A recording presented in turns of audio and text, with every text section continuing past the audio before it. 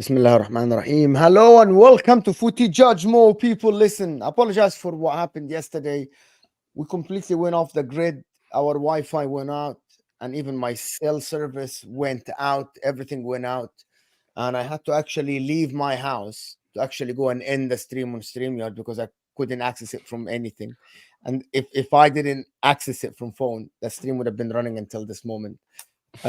I just got the internet about 3 hours ago, but I apologize for everybody that I wasn't on the stream yesterday. But thank you all for sticking by and the support you showed for the guys: Martin, Patrick, Roms, Muhammad Salah, of course, and Winter Surfer held the stream down without me. Thank you guys for supporting them and watching the stream. Appreciate everyone here. But listen, this is the Rational League now, which last time it turned to be irrational. Somehow someone just commented this is going to be the irrational league for the Palmer and Saka debate last time. But listen, this was fun. It was good. It's all good. Thank you for everybody here. Hit that like button if you're here. We'll talk about Ederson to Liverpool. Is it the right move? And also Onana to Arsenal. That was, as I heard from Rory, it was just rubbish after one day. Apparently, Arsenal aren't looking into this. Nobbin's in the chat. He isn't going to be here. And he has a big comment. But listen, people, hit that like button if you're here. Also, the Sesko thing is apparently it's today or this weekend. It has to be done between Arsenal and Chelsea. And Julian Alvarez, is it the right move for Chelsea? Is he worth the money? We spoke about this yesterday. But should Arsenal go for him? Should other clubs actually in the Premier League target Julian Alvarez? And Man City, should they sell him? Should they keep him? Why is he not happy? And all this talk. But thank you, everybody, for being here. Hit that like button. Let's get to 100 likes right off the bat. Hit that like button, people. Appreciate the support. How are you guys doing? How are you guys doing? Yeah, Not good. bad. You're good, All lad? good? You're good, lad? Yeah, all good. How good? What do we start with? Just finish the Saka and Palmer from last show. Dan, I'm disgusted by your argument. Rory, I'm disgusted. I agree with you. Tom, I'm disgusted. You did not intervene more. I disgusted with you generally. Thank you, Nobbins. Of course. Of course. I came Listen, out we that can't pretty wait well. to have you here, Nobbins, so we can actually talk about the lawsuit. You're the educated one, right? You're the educated one. claims Well, to be. we aren't talking about the lawsuit today. I'm not going to talk about it today. I've spoken about it for the last 4 days. So we start with Alvarez Yeah. Yeah. Then or be a Ederson dickhead to trying Liverpool. fuck me. Liverpool making the moves. I mean, I don't believe it's true, but I'd like it. I wish it was. Why? I don't get it. Why you don't believe it's true? If just everyone in Italy is saying that the deal is about to be done, like it's cheap, it's direct. There is no one else for him. I'll put it this way, Mom. The first people that said that we were in for Ederson have since retracted their story and now put us onto Coop Miners instead and said that we really want Coop Miners Miners going because to he used to Juventus. work with Brownie Sloss. Exactly. So no one knows what we're doing. I don't think we know what we're doing. I don't know if we are doing anything. But all this stuff about Ederson, I wish it was true because he's a very good midfielder. He dominated us in at Anfield, properly ran through our midfield. And 45 mil, which is the reported price. You know that's they're not bad. both different players, right? You know that. Yeah, I know Coop Miners. I and think Ederson are different whoever players. said that Liverpool are linked to Coop Miners have no idea what Liverpool needs, and that It's the same people that linked us to Ederson. It's Tuto you know, Atalanta. you have 5 players that play the same role as Coop Miner. If suppose like No, I know. Gravenberch, Curtis I know. Jones, I don't want like Coop Miners. I want Ederson. Harvey Elliott, you have 5. Yeah, Coop Miners isn't the priority. An Ederson type player should be. Whether we go for him or not, I don't know. I hope that we can get at least one deal done soonish, just so I can see sort of the baseline of what we're working with this summer, and I can sort of understand what problem position we're not going to address, because I know there'll be one that we don't address this summer, because that is always the case with Liverpool. But I just like a little bit of clarity. I wish it was Ederson, because I think he's a very good defensive midfielder, and I think he'd partner McAllister really well in a pivot. And then you can have Owen, Jones or Gravenberch as your backups, and that's a really solid midfield rotation. But who knows? Who knows?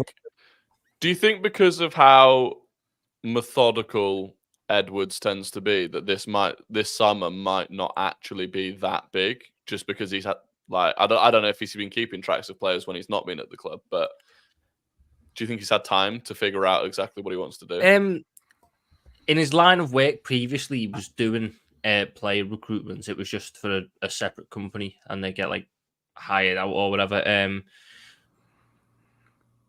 I understand that he's not really the main guy in this. It's mainly Richard Hughes who he appointed, and Richard Hughes at Bournemouth.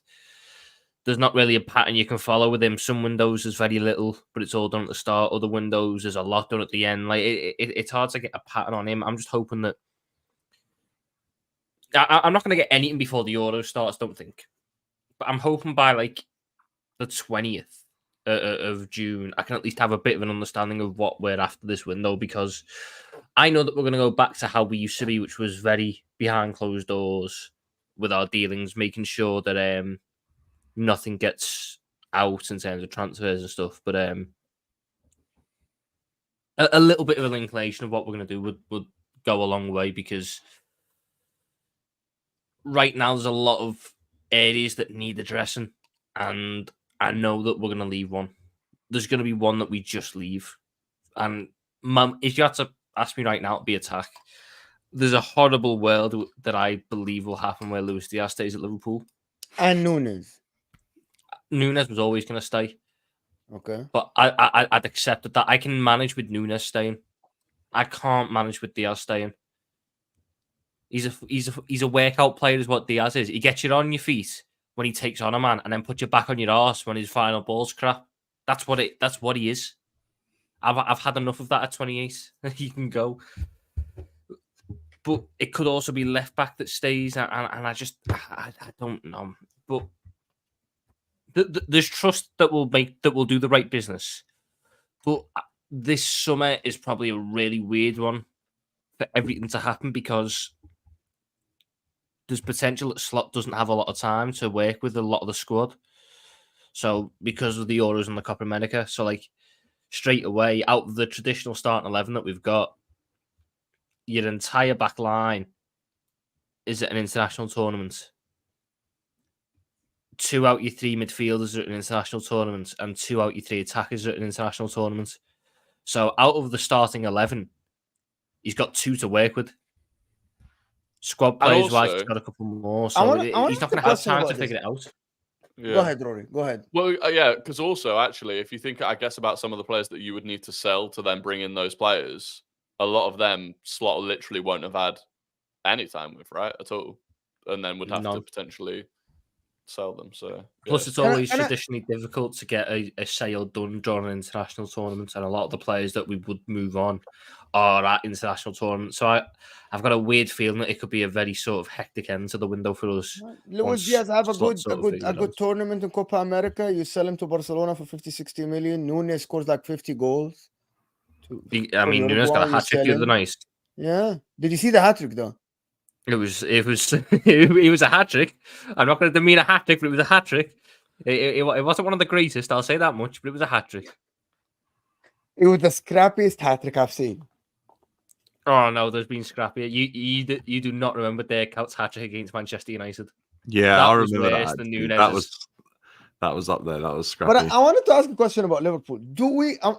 This is a question, and I know it's a general question. Do we think Liverpool will be a main player in the next 2-3 years in the league? Yeah, beyond next season, I think the 2 or 3 seasons are like this next season coming. I think they'll struggle a bit.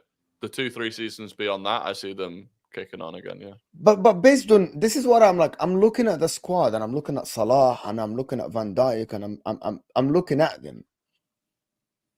I struggle to see, especially if Pep continues to struggle to see them being a main player in the league. To be honest, the only problem there is Salah. And also the fact that Tom is sitting here and saying, we'll keep Nunes, we'll keep Tsimikas, we'll keep this, we'll keep that. I'm like, okay, there's not a lot of Like they aren't replacing people, and you know what I mean, for the new manager yet. Yeah, I mean, a whole new midfield last season, obviously. So this season they'll probably look to strengthen in other areas, like Tom said. I think they'll be okay. I really don't seem. I wouldn't be that worried about Liverpool remaining where they are. Progression might be the thing that they might struggle with more so. we're not a million miles off. I think that last year was a bit of a shock to everyone that we got as far as we did and as deep as we did. But that team could have done that. It just fell off at the end because everything came at all the shitness came at a head at once in terms of fatigue and injuries and all that. So we just couldn't keep it going. I think form towards the end of last like 2 seasons ago probably might have suggested to like probably Liverpool fans that you'd have a better season last year. Do you not think? Like, yeah. You quite well, didn't you? That yeah. The moment Trent started inverting, I think we won 8 of our last 10 and drew the other 2. Like we were unbeaten in the last 10, which we have a notoriously decent track record of ending the season as well. Our thing is just going to be, how do we manage the departure of Salah? Van Dijk isn't a problem because Van Dijk will stay. I believe Van Dijk can play at the top level till he's 36, 37 because he's that good of a defender. So I'm less so worried about him. Salah is the one that intrigues me about how we're going to deal with him. Not because I don't know when he's going to go, because I expect him to go within the next 2-3 years at the latest. But it's the fact that we've never, under Klopp since Salah's been here, we never had a backup for Salah. There's never been a sort of succession plan for Salah. Because how can you have a succession plan for the man who's been your top scorer for 7 years in a row? It's hard to have that. So to me, it feels like we're going to be taking a relatively big instant gamble at this point when Salah goes, unless the reports that Elise is our guy that we want is true. That's less of a gamble. But if we're getting to the Salah, we've got to buy. You're in for Elise? Yeah, apparently, according to some journalists, Elise is the guy. We've moved away from Somerville because you want Elise. Don't ask me why you'd move away from a left winger because you want a right winger. I don't know. Unless Diaz is staying. Listen, guys, we need to get the likes up to 200, guys. There's over 300 of you here, and we aren't even on 100 likes. The like button is the only way we're gonna grow the channel, get people watching. So come on, hit that like button for me. Subscribe to the channel for new comment. We need to get to 200 likes at least. So that's how YouTube pushes the video more. If you like the video, 200 likes underneath your live chat. Hit that like button. Looks like thumbs up if you haven't. I actually think that Liverpool will be very quiet this summer window, but they're going to have a very good summer window. They're going to spend the money quietly. The likes of Ederson, some players, they will be in for players and they will do their business quietly. And I think they will have a good summer. For me, the unknown that I can't sit here and know is how Arne Slot will work. Is he going to be a Ten Hag, or is he going to be someone who's going to come in and actually be able to transform Liverpool to his ideas quickly, make them play well quickly, not take 2-3 years because the fan base might not be patient? That's what I don't know. Because I have no idea how this guy plays, to be honest. Like, I just don't know. And we've always been a patient fan base, though. Not online, because online is not a real representation of the majority. But Liverpool have only actually had 23 managers in their history. To put that into context, Chelsea have had 23 managers since the turn of the century. And we've had 23 managers in our 130 odd year history now. So we've always been a traditionally patient club. We appoint managers and we want to give them as much time to let their ideas settle and do the best job they can. So I expect Slot to have a degree of time and a degree of patience from the ownership and the fans,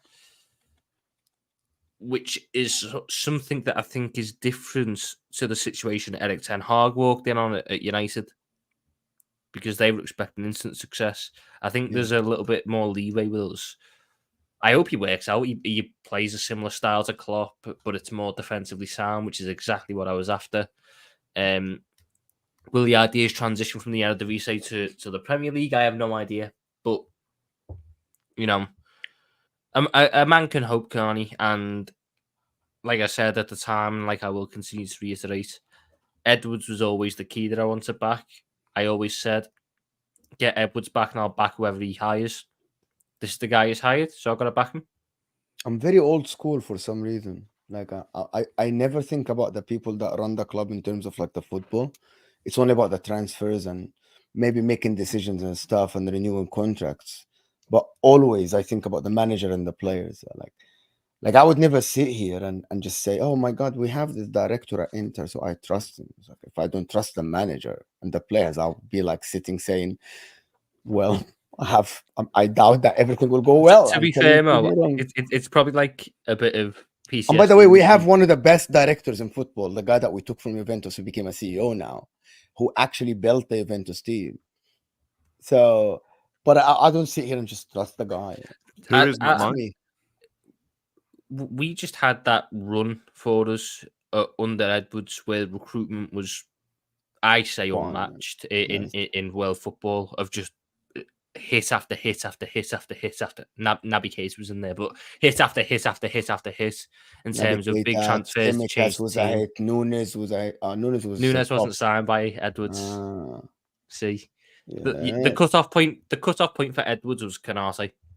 That was the last signing Edwards made. How much of that do you credit to Klopp? That in terms of the players that he brought in, obviously they were right, but how much of the way that they developed do you then attribute to Klopp, and do you think Slot can do the same?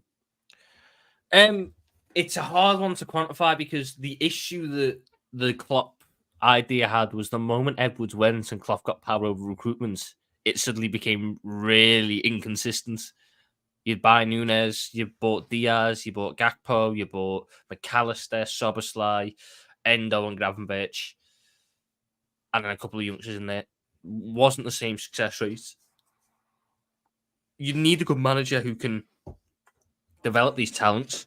I like to say it's if I'm being kind to Edwards, 50-50.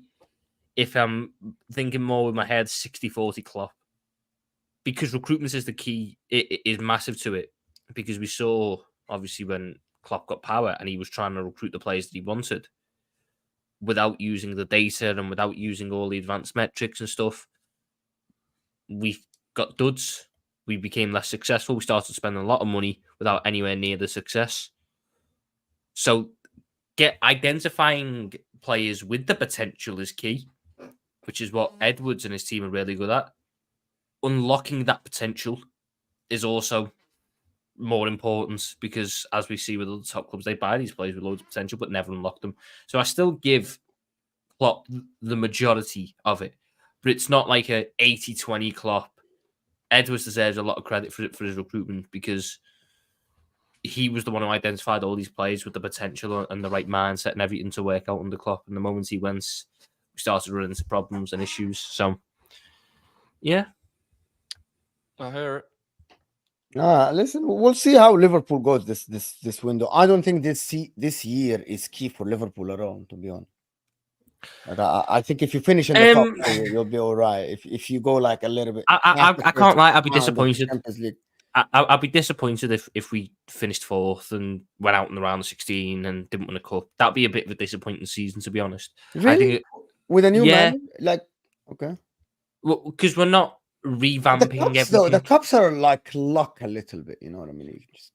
I don't care. Man United won a cup. Like okay, it's it's a cup. It's a cup competition. It's the Champions League. Look, that's a cup. But everyone speaks of that highly. You take what you can get, and I'd love for us to in the first season, the slot, win a trophy. It breeds a winning mentality. So yeah, I would say that. Well, the way I see it, a consolidation year is what I want. If another challenge like this season, because I still think that even with all the business that clubs will do, it will still be another season where there are 3 clear teams, and then there's effectively a cut-off. And then it's like your Aston Villa, your yesterday, Tottenham, Mohamed Salah said Spurs will finish above Liverpool. Did he say that? Did he? Wallahi, he did. Did he? Did he really? Did he? I swear he did. Really say No. that? Muhammad Salah. Do you guys know who I'm talking about? Oh, I thought you said Saleh, not Mohamed no. Salah. Why Yeah, would Salah say that, bro? I don't Yeah, I thought know. you said That's why I was Salah, confused. what are you on about? Yeah, I think we all no. thought that, mate. Big ups Mohamed Salah, though. He kills me. His Liverpool agenda is mental. It's mental. But It runs so deep. Spurs will have a good window, and they will finish above Liverpool. Like he's like, No chance. I fantastic still think it's season. going to be another season where there's 3 clear teams in Liverpool, Arsenal, City. Whatever order they finish in, I couldn't tell you because I need to see business there. But Yeah, I don't really think- see anyone think them closing still the be clear. gap, to be honest with you. Between not those. even Chelsea. Not a chance. With Maresca. Maresca. What, tossing a Maresca? Yeah. Some Definitely. window that they're really going to close that gap there. Oh, No. Hold yeah. on.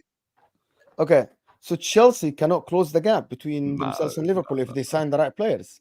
Oh, No, because well. we're also going to. I- This is what Okay, this is so what I don't get about Do we these know sort of anything? narratives. Okay, I just think Can I- everyone's I- already I'm miles just ahead of throwing- Chelsea. The strengthening is just not going to happen. I'm throwing the question to Dan. Okay, Maresca unknown. I watched 2 games of Leicester. Right, I have no idea how they play. Arne Slot, I don't know. Right? Arne Slot have a title in the Eredivisie and all the stuff. Can't Maresca be just a hit like Arne Slot? Nah, I think I'd feel a bit more confident if I had Arne Slot coming in than Maresca, to be Okay. honest with you. I'm just not sold on the idea. Look, if he works out and Chelsea miraculously close the gap and we make some really good signings throughout the transfer window, then fair enough to the board, fair enough to everyone that felt like he was the right risk to take. But for me, right now, looking from the outside in, it just doesn't feel like the club's heading in the direction I feel it should be. I've had plenty of Chelsea fans try and tell me that it's great, it's really, really good, the type of football that he's Lots going of to them. play, but There's a lot of them. I'm not sold. I can't lie. I'm not going to lie. I need to see pre-season at least just to kind of get a little bit of an idea of what we're in for next season. Do you guys know that Maresca said they have a good squad to challenge? Right? You guys know that in the interview, this first interview. But yeah, he's not going to say we've got an 8th place squad. Yeah, exactly. He's not going to say that. But 3 months in, when 8th's looking likely that we're going to finish an 8th, he'll start saying it like Pochettino did. Yeah, came in Pochettino said saying you we're going to win the challenge, league. didn't Yeah. And then Yeah, that's what 3 they months do. in, after he'd lost 10 That games, he Chelsea was like, squad has too many mid-table would be good. problems. Huh?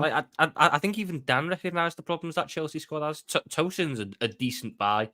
He's a solid backup, but there is still a massive problem at centre back because their only good centre back, I believe, for the Premier League is Fofana, but no idea what state he's in after the injuries. Yeah. Then you've got Badiashile and Disasi, Chuckle Brothers in defence.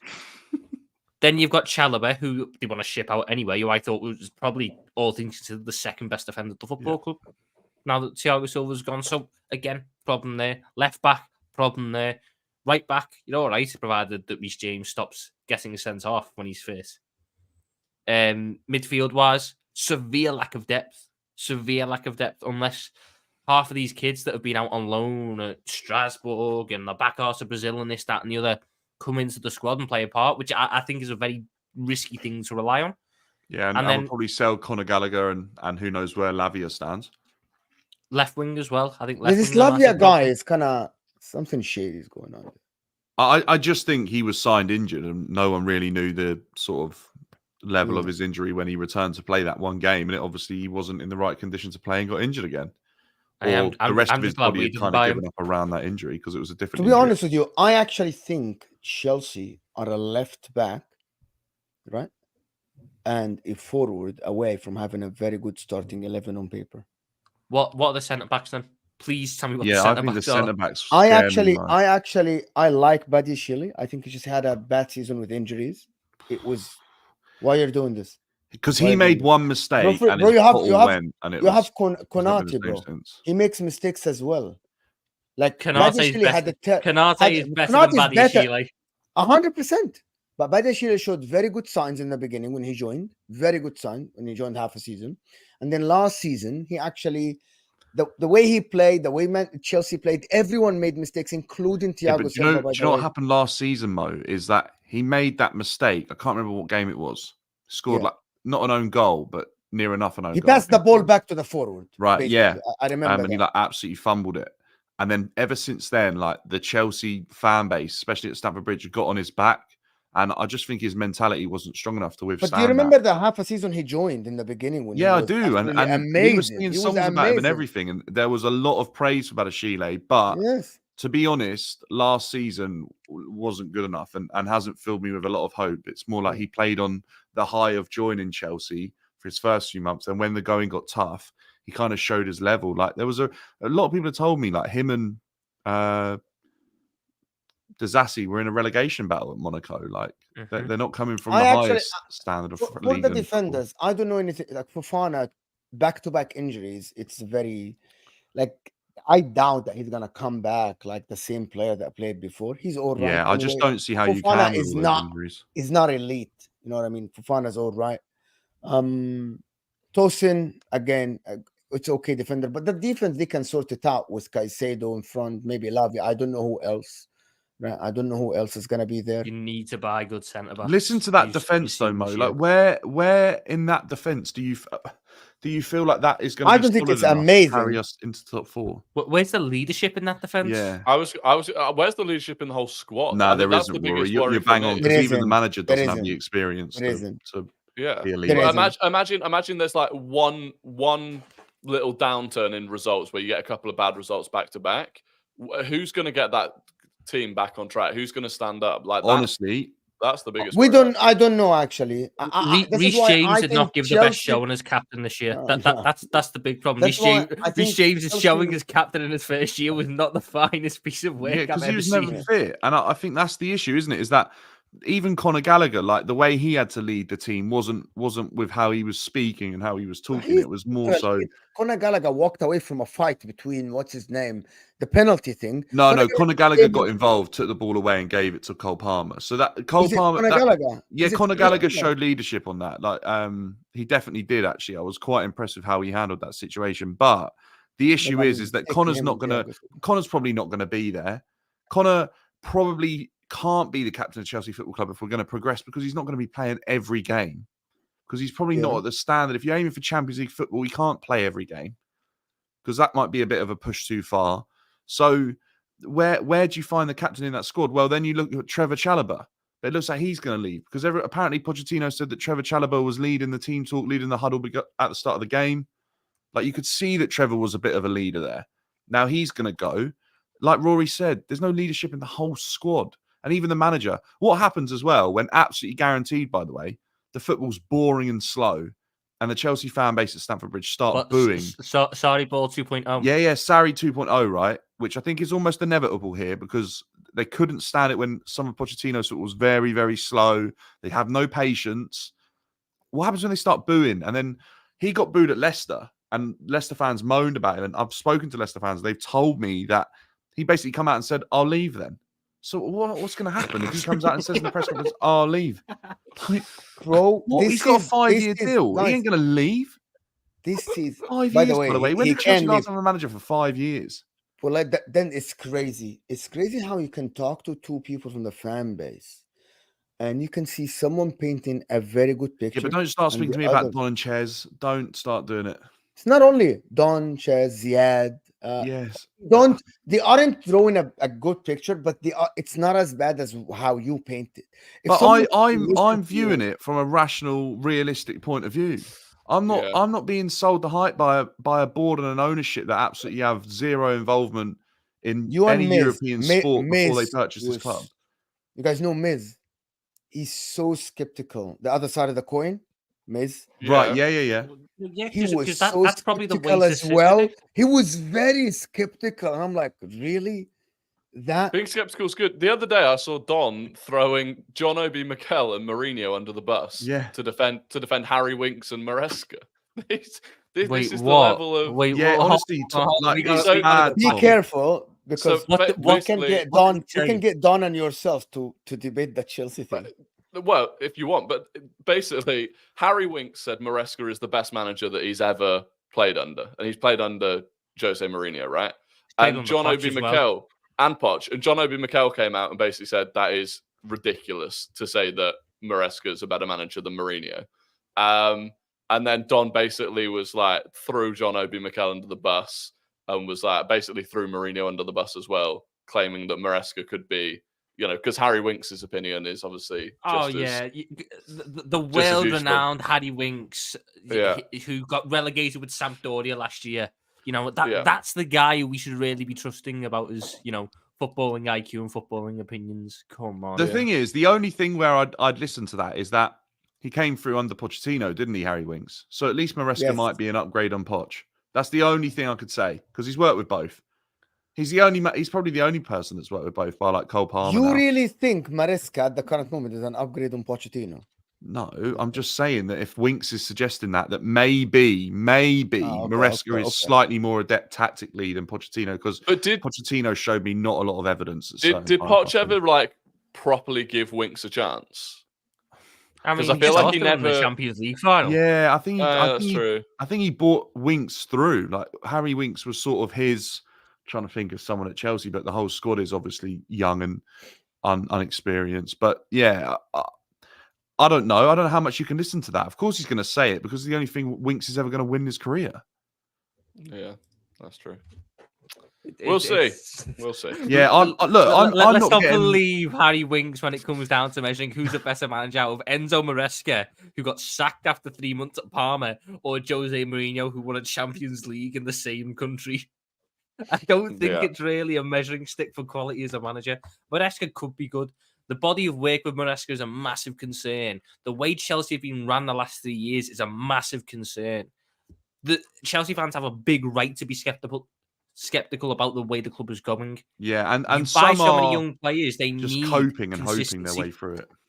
Young players, especially ones with potential, which is what Chelsea Clear Lake is. Is that what your owners are? Clear Lake. Yeah. They hammer home, we're buying with potential, we're buying potential. Potential needs to grow. A stable environment. Yeah, and experience to learn from as well, by the way. Look at Real Madrid. I just want to throw something to you guys here. So with the hotel deals and the parking lot that they sold to themselves to actually comply with FFP and PSR, now Chelsea can spend money. They don't need to sell anything. Imagine if Chelsea but Tosin was free. Imagine if Chelsea sell Chalobah, sign a good centre-back, experienced one. They're going to have Levi Colwill. You're going to have Badi Shelley. They have Disasi. They have Tosin and another experienced centre-back. And they just go sign an experienced forward, whatever that forward is. If you look at that team, the left-back situation with Kukurea and Chilwell, I like Chilwell. I just think he can defend. Right? He's not a great defender. No, hear me out. I think Chilwell, 3 at the back, Serie A is perfect. Chilwell cannot play 3 in the back. He's a shit he can. defender. He plays as a left wing back. It'll be unreal. Yeah, left wing back, you mean? Yeah, that's what I'm saying. I think if he goes to Serie A, I think he'd be great. There's not a lot of people. Yeah, I can see what you're saying. Yeah, but I think he's a very good forward going left back. I just don't think Chilwell's a very good player altogether. Really? I actually think he's a good player. Technically forward, I think he's the guy is good. Why are people throwing him under the bus with the whole team was rubbish? Chilwell, the problem with him is I've never rated Chilwell. I've never rated him. I like Chilwell, to be honest. I think back five are very good at masking players' deficiencies. I hear that. That's the whole point of that system, isn't it? To sort of enable those players to have a little bit more freedom and not worry defensively. Actually, the wing back does a lot of work. Now, you just need someone that can run. And I don't see how then he works at a top team, because what top team, bar Inter, who I'm sure you can correct me if I'm wrong here, Mo, you probably wouldn't take Ben Chilwell over Federico Di Marco. Not over. I would take him as a bench player. But I have a Brazilian called Augusto. Napoli. Brazilian national Why not? team. Like, who's Napoli's left back at this moment in time? Mateus Oliveira, the Uruguayan lad. Right, okay. But like, I'm just obviously that's with Conte will probably go in there and play 3 at the back with wing backs. Like, there's definitely a few. I actually think the Chalobah to Napoli is a big shout. What, following his brother's footsteps? Do you reckon? Chalobah. Don't forget, Trev was out there. Trev was bro. Best mates with Mertens at Napoli. Yeah, three at the back. You know what I mean? Chalobah, solid. I think Chelsea. But anyway, so hear me out here. You buy a forward, which is going to come to the Alvarez talk about is he good for Chelsea or not. but you buy an experience for it. You buy an Ivan Toney, Chelsea tomorrow. Someone like that. Someone at the end of their contract that clearly suddenly grow up some brain cells and they start looking at like, we really need someone at their prime at the current moment. It's an experience. Enough of the prospect. You buy a defender. That team on paper was called Palmer, Madueke, or you buy an Olise or something. That team looks good. Looks very good on paper. Why not? Yeah, but the thing is, Yes. the thing is, Give me the thing. the part that I struggle to get with these whole arguments is, yes, Chelsea might strengthen, but the rest of football isn't just going to sit on their arse whilst Chelsea strengthens. Yeah, Everyone else in the Premier League is probably going to improve with players transfers. that aren't potential, by the way, Tom. Not a player that Well, needs 2-3 But years. if you buy potential again, Yeah. and we sit here and say, okay, there's no leadership, and it goes south, I think you just collapse. Yeah, but Right, that's what's going to happen, Mo. I believe it when I see it. But that we they don't aren't purchase linked to potential. They are linked to Olise, who has about 150 or 200 games under his belt. That's in still a top- in the potential top. player, though. Yeah, No, at least Rory. is. No, Rory. Do you think Saka I is a think- potential player? You Do you think No, but Foden is a Saka- potential player? No, but Saka's hit Saka a has far 200 higher level. plus games. No, but Saka's done that at a far higher level than Elise. Like, No, Do you Elise he's think, still- Mo, enough for me. Mo, do you think people are looking at Elise and going, if this is the player I want to buy now, and he stays at this level now, and I'm happy, or are they going, well, buy Elise, he's pretty decent now, and he will become better with his potential. That's why we'll invest the big bucks. I think what's Chelsea important- I need can to have go the and same buy argument for people with Bukayo experience. Saka. I can have the Yeah, same but argument no, for you Frank can't, Foden. Mo, because let me tell you why. Because I think when people Right. talk about Chelsea and top clubs signing players of experience, I think they don't just mean experience in terms of what they've done domestically and in the league. They also mean players who come with international experience as well. Elise doesn't have a top level international cap yet. Saka is Yes. probably a guaranteed starter for his national team and one of the first names on the team sheet. So that's where I think people would speak about experience. If Chelsea were to go and, not that it will happen, right? But if Chelsea signed someone in Saka's profile, I would say that it's an experienced player. But if someone like Elise comes in, I'm not saying that Elise is a player with, probably more experience than some of the players at Chelsea Football Club, but he's not an experienced player with international experience. It just Yeah. isn't. That's just not what Elise is at the and moment. by the way, it's also about and it comes back to the actual like experience and leadership of the team. It's also about the Saka has now has had a top 4 race that they lost out on and 2 title races. Like, And that, also, Rory, he's had a massive moment where his career could have fallen apart, and he's come back stronger. Like, he's already learned. Like, at least he's kind of got that coming back from injuries and stuff. But I don't think that signing Elise screams to me as an experienced signing. That's another It's player. not that, but it's not potential player. He is. Oh, not a Elise potential player. is. So you don't think Elise can go up a level from what he's at now? Yeah, I he think could. Saka. I can say the same about Saka, Foden. I can say about You probably everything about could though. the Yeah, 22 years you old probably player, could as Rory. well. The only thing that Olise doesn't have yet is the experience in leadership, which is what Chelsea needs. Leadership, the way you manage yourself. This is why he hasn't done enough to be that leadership. But in terms of experience and in the game, I think he has enough games under his belt to look like he's not a prime 27, 28 players, but he has enough games. Cole Palmer, for example, when he joined Chelsea was, okay, this is a raw player that we haven't seen enough from. The guy in the Premier League had 600 minutes, if I'm not mistaken, or 900 minutes, Cole Palmer, before he joined Chelsea. That is equal to 10 games. The other guy played 90 games for Crystal Palace. 90. That's a lot of games. That's equal probably 3 seasons or 2.5 seasons. I'm not saying, so I think for them, let me just ask you something. Ivan Toney. How many games do you guys think Ivan Toney played in the Premier League?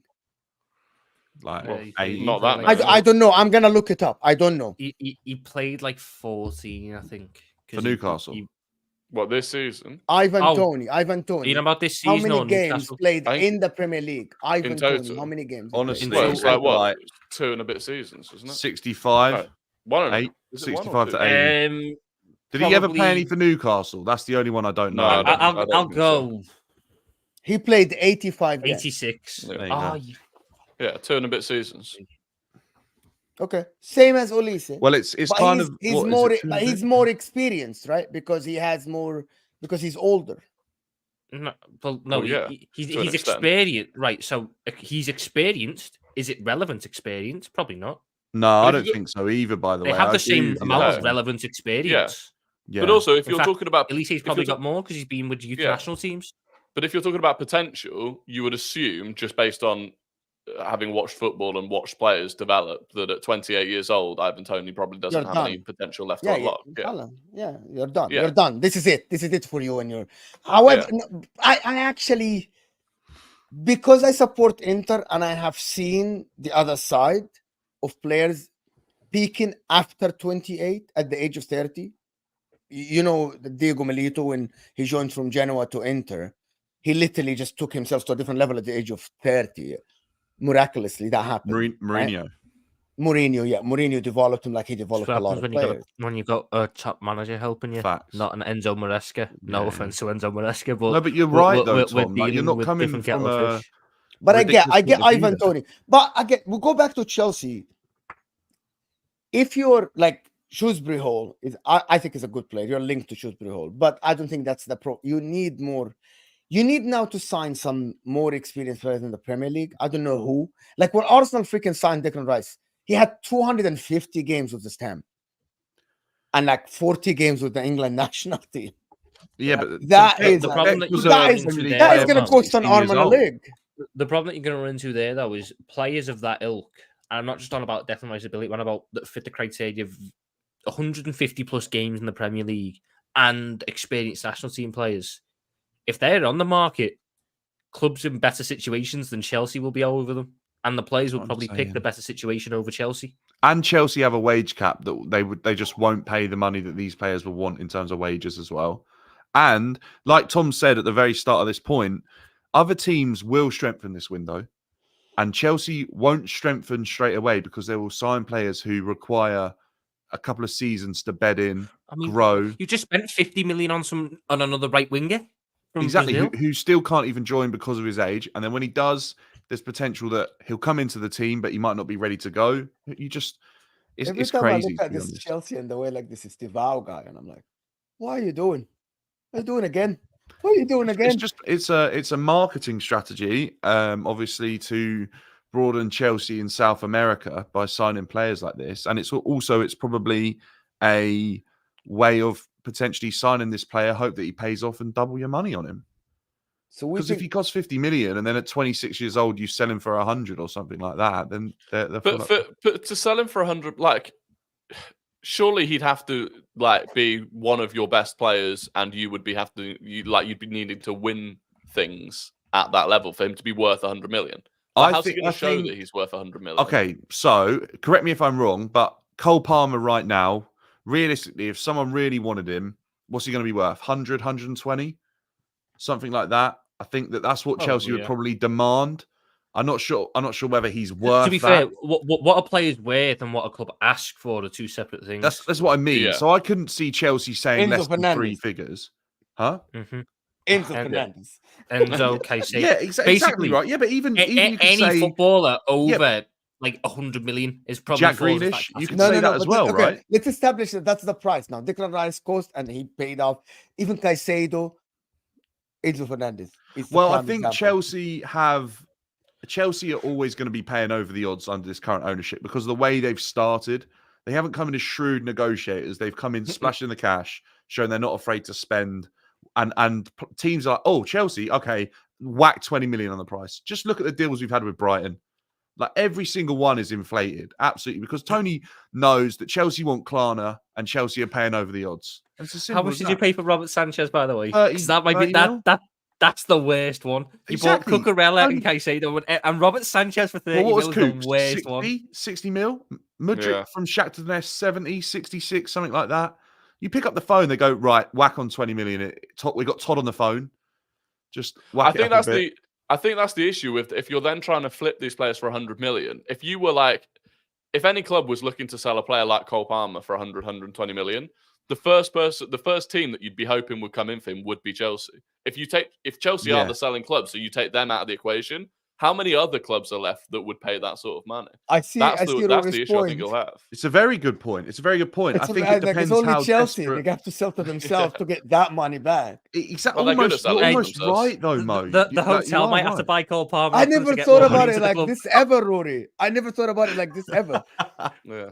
No, the hotel's going to have to buy Cole Palmer off them so they get more money in the club so they can waste it on more Brazilian youngsters that are never going to play for them. There you go. Infinite money for them. It just... Chelsea confused me, and I don't think...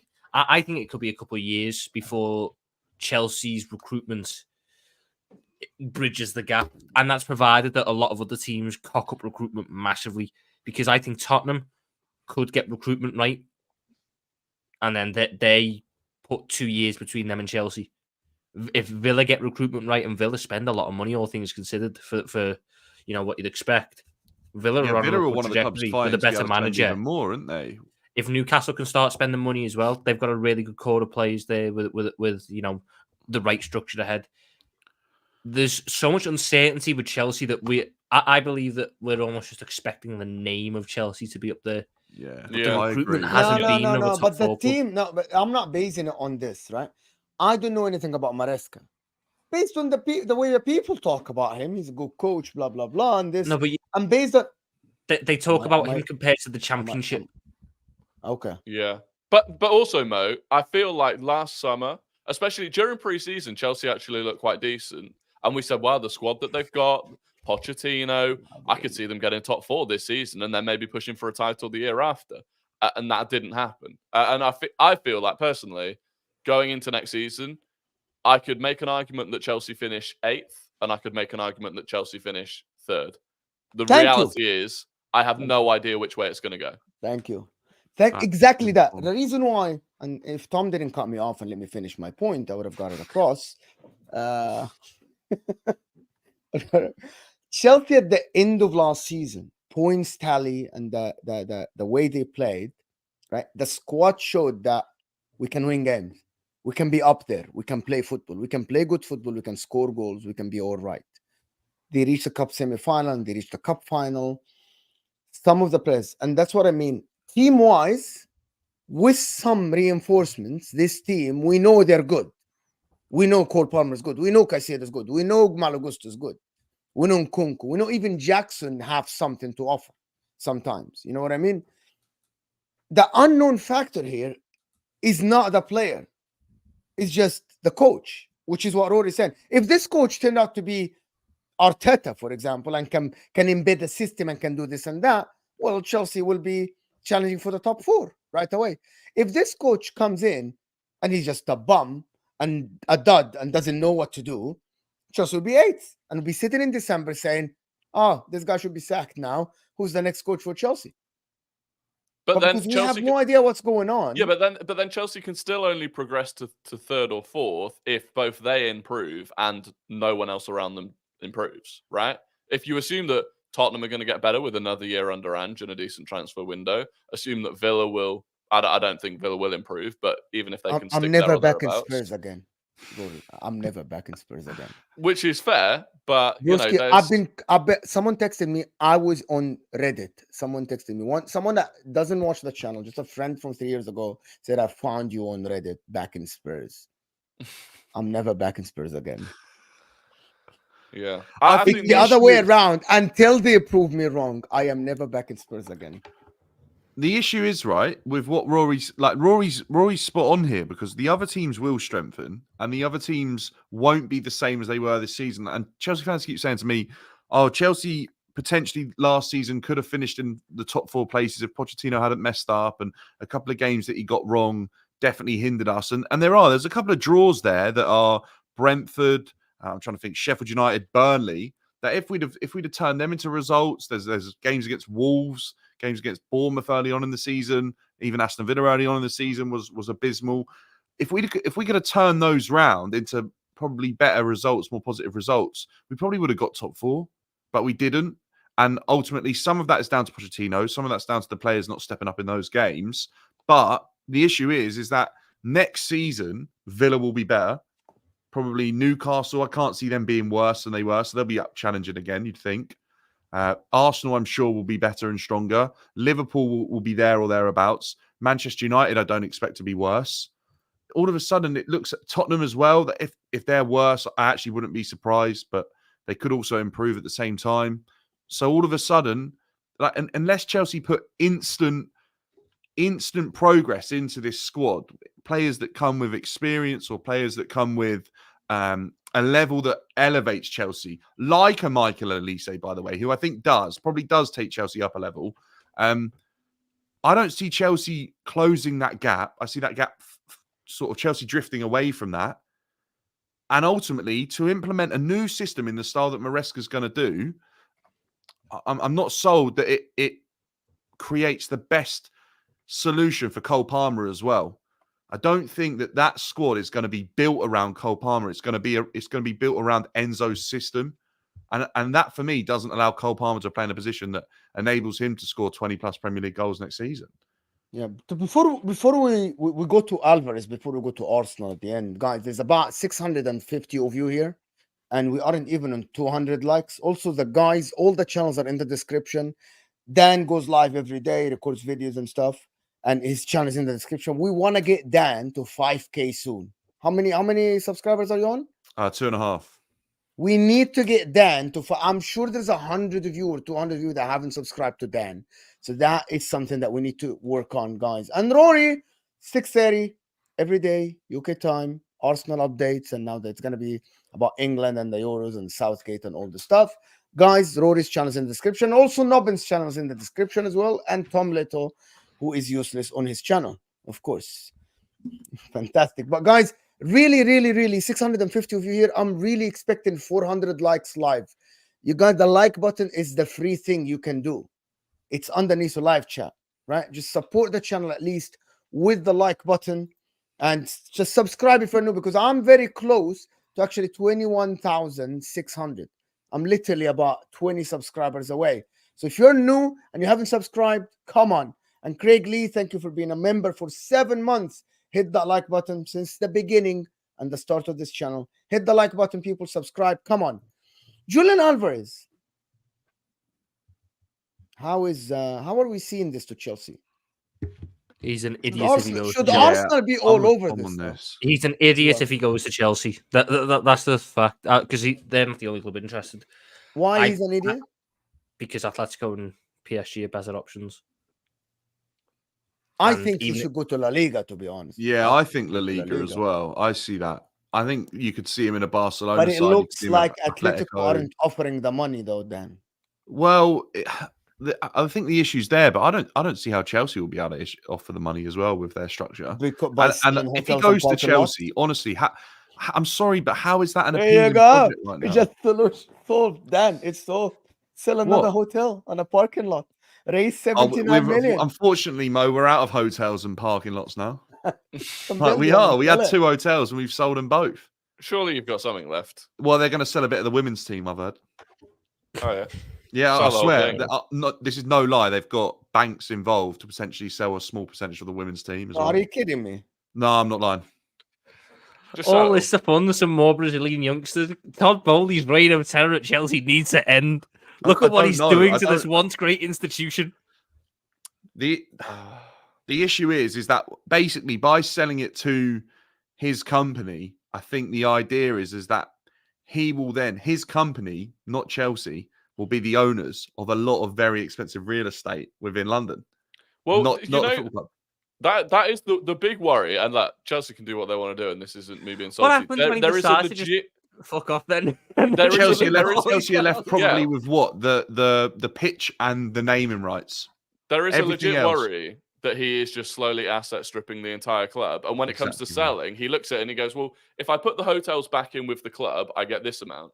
If I sell Chelsea the name and the branding rights here, and I sell the hotel to some other person here, I make a lot more money. Rory, the only thing he can't ever own is the pitch and the name, because the Chelsea pitch owners own that. They're shareholders in that. So he could own it. You're right. Literally, we could be stood there. Yeah, this is no lie. So he can own the stadium now. Yeah, I think he could. I'm not even lying here. I genuinely think that he could potentially strip us of all assets, and Chelsea, he would be sat there with a lot of very expensive real estate in London, right? Correct me if I'm wrong here, but this could happen. And Chelsea would be stood there with a Sunday League pitch and a Chelsea badge. Like, that could happen. I'm not even lying. It's happened before, by the way. It has happened. It happened to. It has. Look at Newcastle. Where I'm from, it happened to the club, and the club had to it had to be liquidated, reform, and start again. So it can happen. So scary. That is mad. That is mental. Back on I really want to have one like financial person once with us to actually explain to us how this Chelsea team is still like going like this with all the money spent and all the assets, and what is going to happen if he really sell all the assets and does this seriously. I want to get an expert on this because I did not understand it. By the way, I didn't. Chelsea they don't even own the pitch. No, they own the pitch. They own the pitch, and they basically there's an organization. I thought they don't. I thought the fans, someone else owned the pitch. Mo, what it is this is where all these people in the chat are telling me I'm not a real Chelsea fan, but basically Ken Bates set up a organization called the Chelsea Pitch Owners, and you can look it up online. It's all there. That basically what happened is when the club was going to Roman Abramovich, he made sure that the club and the pitch would be owned by Chelsea supporters so they could protect Chelsea forever, no matter what this Russian businessman decides to do. Anyway, he had Chelsea's best interests at heart and grew the club to another level that obviously Ken Bates could never take it, right? Then all Abramovich did was basically say because he didn't have much control at the time, was basically say that you need to invest £1 billion over the period of 10 years before you can take any money out. Well, Todd Boehly did that in one season. So all of a sudden now the £1 billion has been spent. Does that mean he can start withdrawing money already? I'm not sure. Look, I'm not on the legal side of it. People are saying the stadium. I'm not sure that's entirely true. It could be. If it is, fair enough. But the pitch owners is set up in that sense. I'm not sure that the actual buildings of Stamford Bridge are owned by the pitch owners. I think it's the pitch. But it owns the stands. So the CPO, Chelsea Pitch Owners, own the Stamford Bridge freehold, the turnstiles, the pitch, and the Chelsea name. But they obviously didn't own the hotels because he sold them. Yeah, but it's the freehold they own, not the actual. But the hotels were on Stamford Bridge. Yeah. So they own the land, but not what's on it. Right. Okay. Yeah. Okay. Right. I see what you mean there. Because Abramovich tried to buy it off them in like 2011. He tried to buy back the freehold land in 2011 so he could knock down Stamford Bridge and build a new stadium, and he said no. Like we're going so far off, but there's a reason these people are billionaires, right? They get rich for reasons of loopholes. By the way, don't forget we are talking about a guy who's already shown his expertise in loopholes. Why do you just own the out of everything in that stadium? You own the turnstiles, you don't own the seats, you don't own anything else. You just own the turnstiles.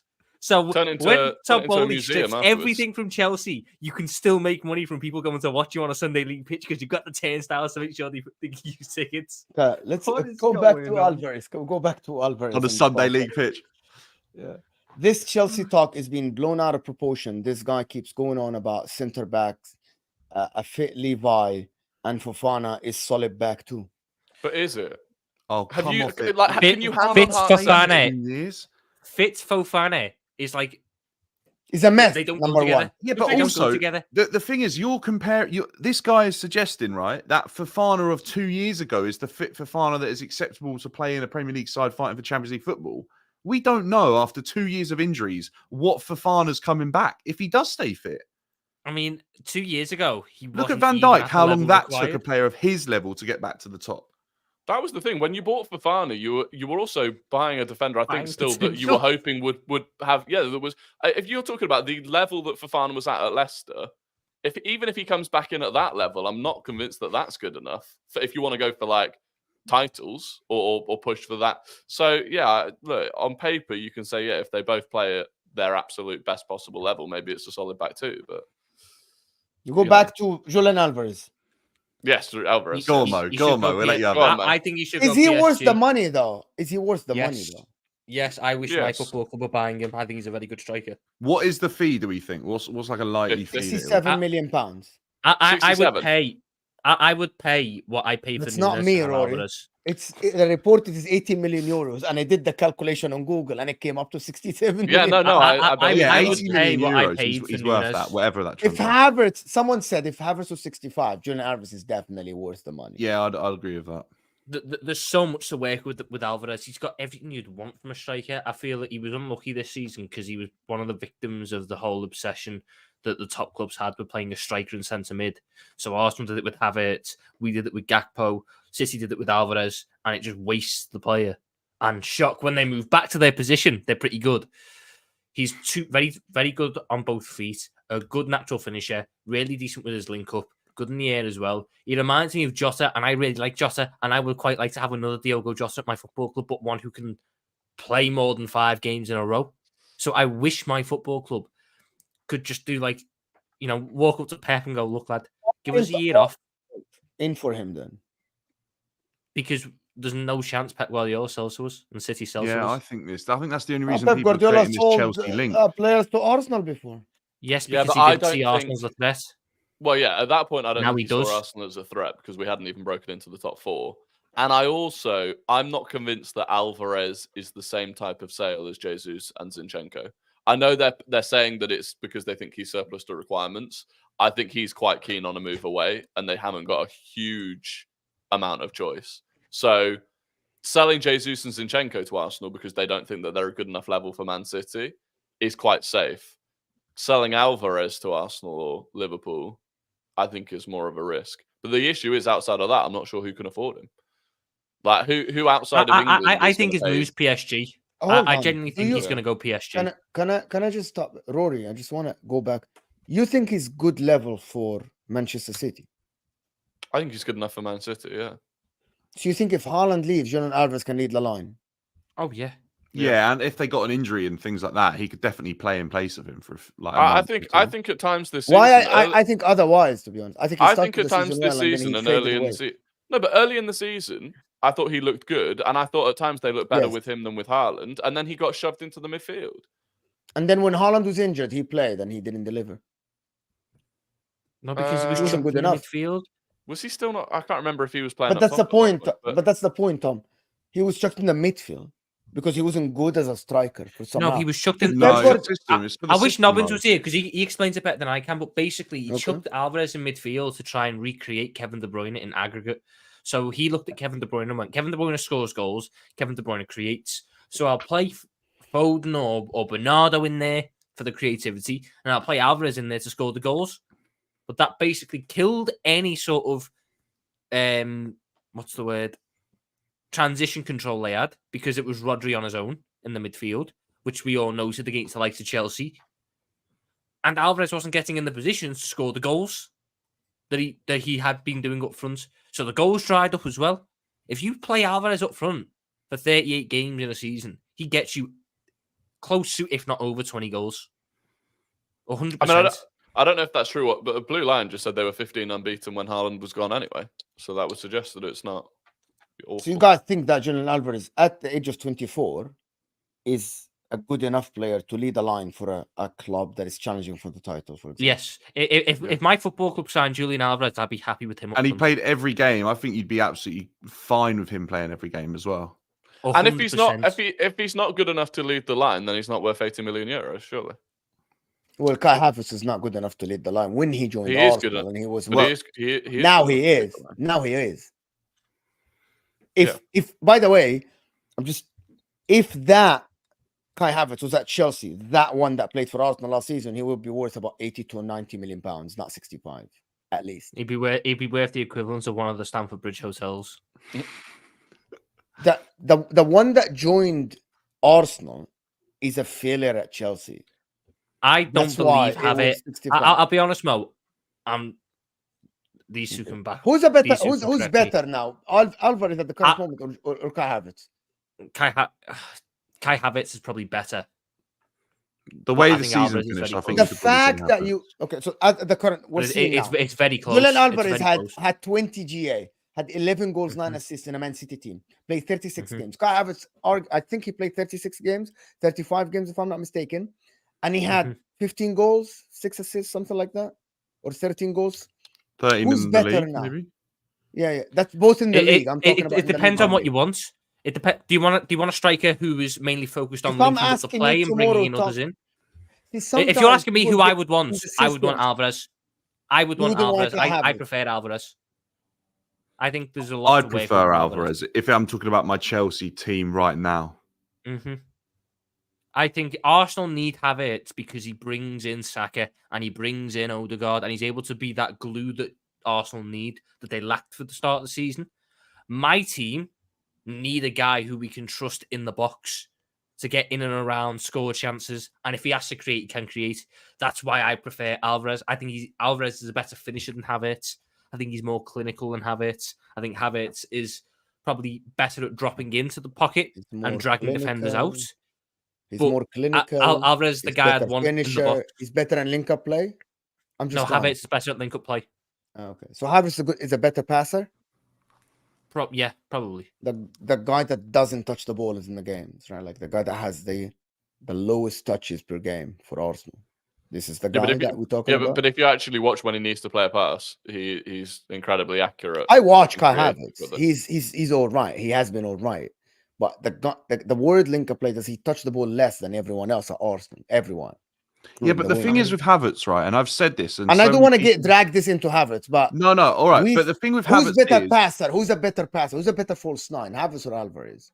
Havertz, the better false nine. Yeah, probably Havertz. So if that's the case, why would Pep Guardiola drop Alvarez, play him on the wing and play him deeper if he doesn't see him as a good passer? Because like you shove the player that is less creative to the front. You're asking why Pep Guardiola would chuck a player out of position. Like he didn't play Foden on the wing half the season when he was clearly the best player in the league in the middle. When he played Bernardo. Hold on.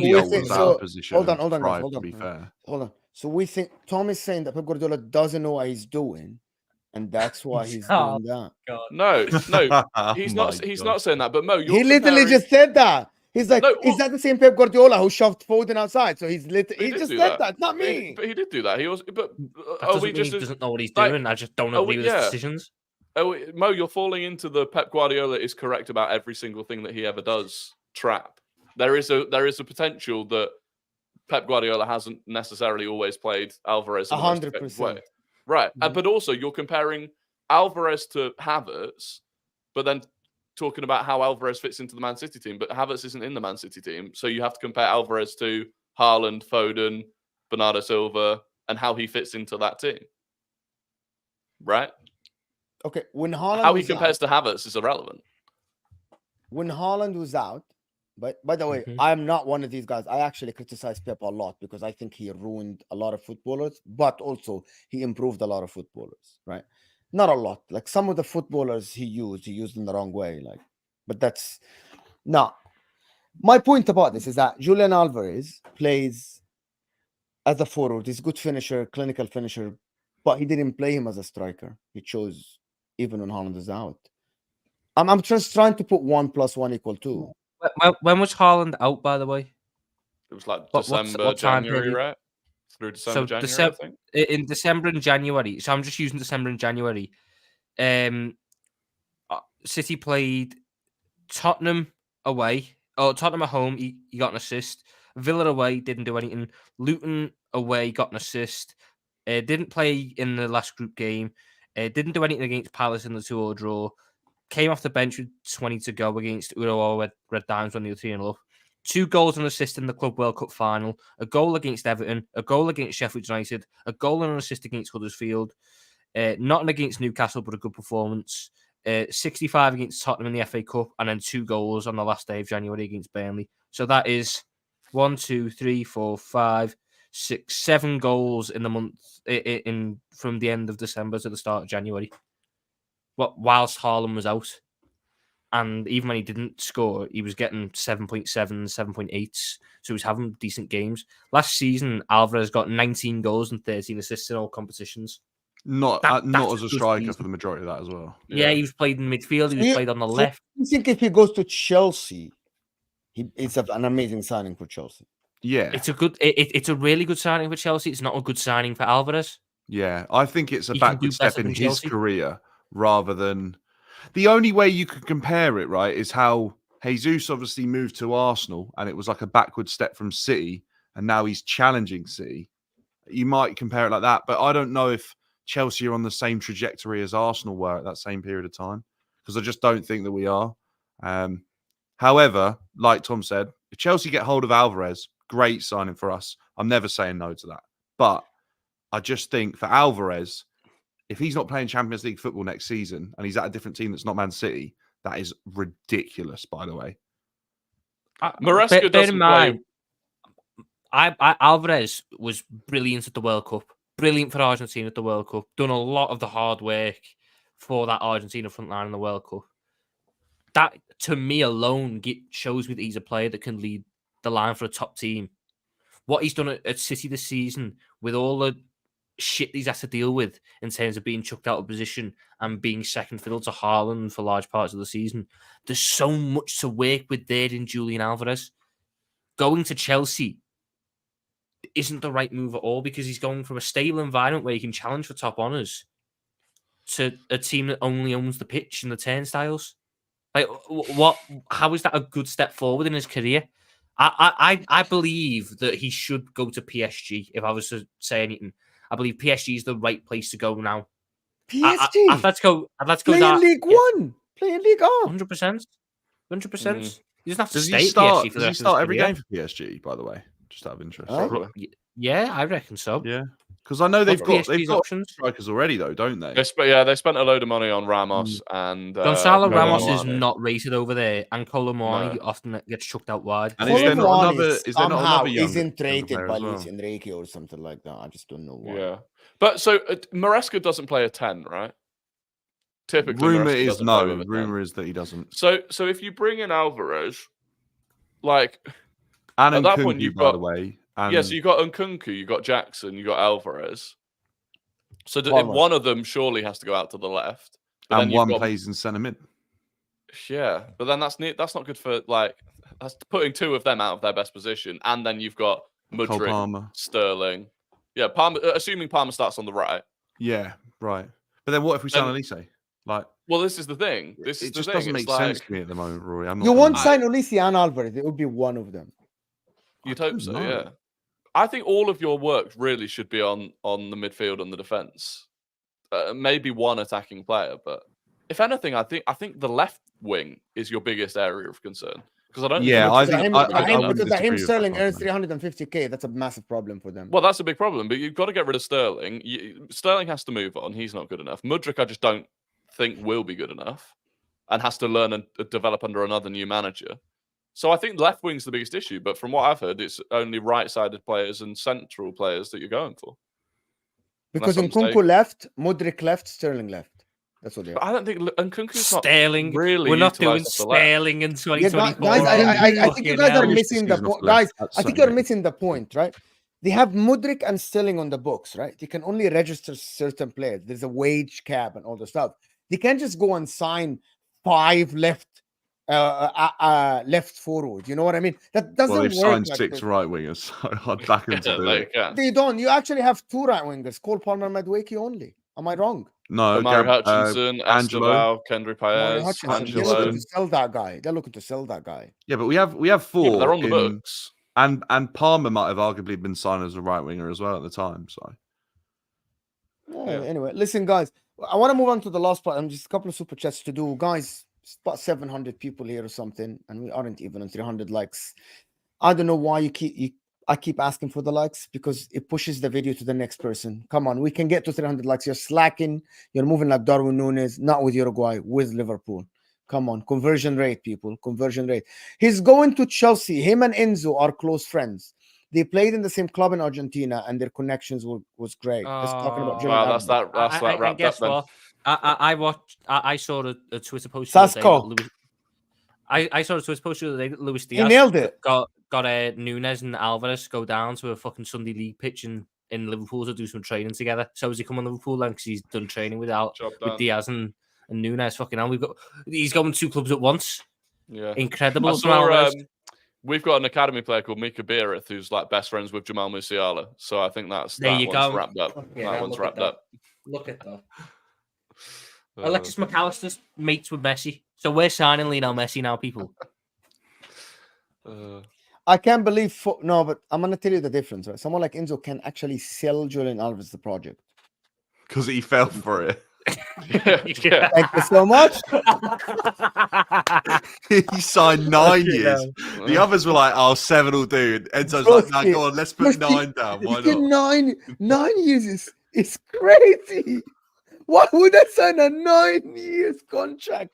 9 years is not. Can you imagine? Like, you're 21 years old. Money, by the it, time Mo? you finish Whatever your happens, contract, you're freaking money. 30 years old. Your career is done. Yep. How much did he get paid? 150? Yeah, probably something like that. But I think So the rumor is that with the base with inflation and stuff. Imagine players now with inflation within like 4 or 5 years, they earn like 300k. That's the norm. Inflation, and he's still on 150. Yeah, but Mo, I think they have an incredible bonus scheme. I think that's the idea. Is that the bonuses looking like Chelsea are gonna actually reach all their goals. That's that's the it, owners isn't are it? But going for. That's but the thing. The thing about that the is, argument is what Todd Bowley's trying to do is pay these players less, but their performances will earn them more money. And that's the idea. And if they are going to go and win, then or score the amount of goals or create the amount of goals that they're supposed to do, they'll earn the money that they're technically worth earning. Like I think that happened at Tottenham. I'm pretty sure that's Tottenham's wage strategy. Yeah, it's how we do it. But right, it's funny with Chelsea because they were given 9-year contracts out. So a lot of these contracts that are heavily incentivized with bonuses, some of these players who are on 9-year deals might be already out the picture by the time they start getting paid loads because another group of players are winning the bonuses for them. You know what's crazy is a player could get a career-ending injury and like not play football for 5 years and come back. Right, and then actually be like, "Oh, I might try football again," and then still have a 4-year contract to Chelsea. Yeah, by 2030 as well. There's going to be no stadium. There's going to be there's just going to be turnstiles, an uncut pitch, and Enzo Fernandez on 150 grand a week. Yeah, I can't believe folks are questioning. Youngsters will be back from loan. They'll have finally gotten old enough to join. They'll be making the debut at the fucking Sunday League pitch. I can't believe folks are questioning Liverpool's legitimacy. We are due for a big run this season with the right signings, DM, left back, left-footed centre back. With that front line, though, I don't think so. If Jota stays fit, it's a different kettle of fish. But that's like Jota and fit again. Yeah, Jota and fit. Thing is, you've got a brand new manager who's going to have zero time over summer to coach any of his philosophy. So you're going to have to learn on the go throughout the season to put in a run of consistency of the level of results you have to put in to go ahead with City. I expect our season to be a little bit ropey at the start, but to kick on towards the end, very much like how Poch's Chelsea season ended. But we shouldn't. If we drop as low as Chelsea did, I'll be very shocked. I reckon we'll sit like 6th, 5th, like on the cusps at the start of the season, and then once it starts clicking for everyone, fly back up the table because we've got the quality to be in the top 3. Yeah. Okay, there is no time to speak about Arsenal, to be honest with you. Not a lot going on, to be fair. Yeah, but Bournemouth Club, they've not sold their stadium or their hotels. They're just not bored. Yeah. I bet you when their assets are stripped, they've got a stadium. They don't have just turnstiles and a pitch. The only question I wanted to ask Rory about this: what type of a midfielder you would want if you keep Partey or if Partey goes? Long term, either way, you need to look at replacing Thomas Partey and Thomas Partey's attributes. So whether we do that this summer or next summer if we do it this summer and you keep Partey, we should do it this summer either way. If we're keeping Partey, you can afford to have someone that's got a year to grow and develop and evolve at the club with Thomas Partey there. If Thomas Partey goes this summer, it has to be someone that walks straight into the team. Who that player is, I don't know. Every time we get linked to a midfielder, the links die straight away. So, we were linked to Onana. We were linked. João Neves is just going to be too expensive. I actually don't think Onana's a bad shout. The problem with He's- Onana is that he played for a defensive team that doesn't play position-based football. Like, Yeah, I but Rice actually- did that. yeah, but I true. actually checked a lot of what Rice did stats-wise, and actually when I was watching him, Rice excelled in one thing that Arsenal needed: carrying the ball forward, which is what he did when he played on the left side. So even though, yes, West Ham played more defensively, Rice was the one who was tasked, because there was Suchek next to him, carry the ball forward. When on the transit, carry the ball forward, which is what he did at Arsenal. That's why Rice didn't excel in breaking the lines passes like Thomas Partey, but he just did his job in the beginning when he played as a 6, pass the ball sideways to the closest guy, just get the ball from the defender to the next midfielder. But when he played on the left side, he excelled. He led the team, he led the Premier League in the ball carries. Actually, I actually watch Onana and I think he's not bad. I don't think he's that bad. Yeah, I as a don't. midfielder. If we bring in He's Onana, young though, Rory. He's young. he is young, but I think I think we need 2 midfielders this summer. So I think we need one that has a year, because the thing is, we're losing Jorginho next summer. We've lost El Neni. Sambi Lokonga's coming back, but going to be sold. If we lose Partey as well, that leaves us literally with Rice and Jorginho's going next summer. So I think we need 2. I think we need one that can start this season alongside Declan Rice, because Jorginho can't be the guy that starts week in, week out. Partey is No, but I think we're selling Partey. That's what I'm saying. I think this Partey summer. goes. Yeah, I think so. Yeah. I'd be shocked if Partey. I actually don't think so. Really? He's not Partey's not reliable. He's not reliable. Yes. It felt like this Tommy, season. I gotta understand. Arsenal's It's all about plan the was just value, to- market value. It's all about market value. Who's buying Partey for 40, 50 million? Because if Arsenal they're can not. replace Thomas Partey, But he goes on. Rory, to be honest with you, if Partey if gives we you keep 20 him with, games a season, I think that's good enough.